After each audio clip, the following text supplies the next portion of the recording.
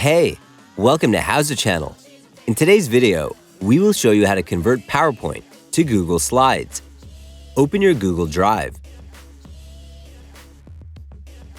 Click on New at the top left corner of the window. Choose Upload File from the list. Select the PowerPoint file that you need and click on Open. The file will be automatically uploaded as Google Slides file. There's another way you can convert PowerPoint into Google Slides.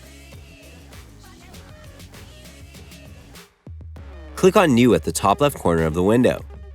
Choose Google Slides from the list. A new tab will open.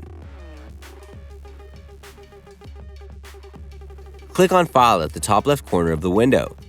Choose Import Slides from the list. A new window will open. Go to Upload tab. Click on Select a file from your device.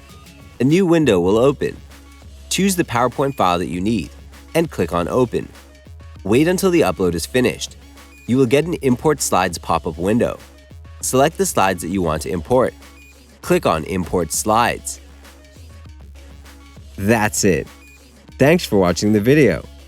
Please like it and let us know if you used any of our tips and tricks. Subscribe to our channel. We upload new tutorials every day.